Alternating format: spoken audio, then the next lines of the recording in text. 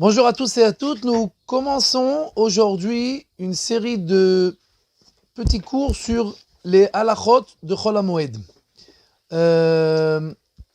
D'abord, premièrement, il faut savoir, il faut se rappeler que le Chol HaMoed, c'est une fête à 100%. C'est-à-dire que on doit se comporter comme à la fête. On doit avoir des habits spéciaux pour Chol HaMoed, comme ceux qu'on met pour Shabbat, peut-être un peu moins, mais on ne s'habille pas comme un jour férié et comme un jour normal. D'accord ? On doit manger et boire et faire tout ce qui amène la joie pendant la fête et pas comme tous les jours ordinaires.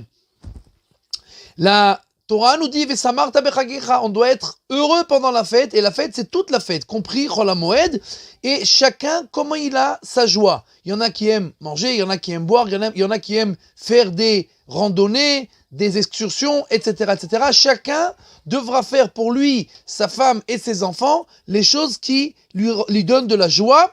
Et bien entendu, une des choses qui est très importante, qui est écrite dans les livres, que l'on doit étudier à Chol HaMoed plus qu'à l'ordinaire, puisqu'il y a écrit que Pikoudé Hashem et Sharim et Samech Elev, la Torah rend l'homme joyeux. Or, comme on a une mitzvah d'être joyeux pendant Chol HaMoed, alors automatiquement, on devra aussi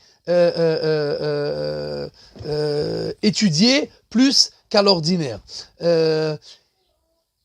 Puisque l'on parle de la joie, il y a une halakha qui dit que En me'arvim simcha besimcha. On ne doit pas mélanger deux joies ensemble. C'est pour ça que premièrement, on ne peut pas se marier pendant Chol HaMoed. D'accord ? Puisque Chol HaMoed c'est une joie, et le se marier c'est aussi une joie, donc on ne peut pas se fixer une date de mariage pendant Chol HaMoed. De la même, à l'encontre de cela, quelqu'un qui fait une Brit Mila au Pidyon HaBen, alors il peut faire une fête avec la musique, etc. pendant Chol HaMoed, même si c'est pas la date. C'est-à-dire quelqu'un il a repoussé la Brit Mila, c'est pas grave, il peut quand même faire une fête avec de la musique et tout ce qu'il faut. Et de la même manière, quelqu'un qui fait Chanoukat Bait, quelqu'un qui est rentré dans une nouvelle maison et qui veut faire Chanoukat Bait, c'est-à-dire que toute l'étude et la petite fête qu'on fait quand on rentre dans une nouvelle maison, il n'y a pas de problème, il peut le faire même pendant Chol HaMoed, parce que c'est pas une joie véritable, ou c'est une joie qu'on est obligé de faire. Se marier, on n'est pas obligé de se marier pendant Chol HaMoed, on peut se marier après. Mais une bride, même si elle a été repoussée, on est obligé de la faire, etc. On rentre dans une maison, on doit faire ça. C'est pas une mitzvah en elle-même, donc c'est pas vraiment une joie. On a le droit de le faire pendant Chol HaMoed.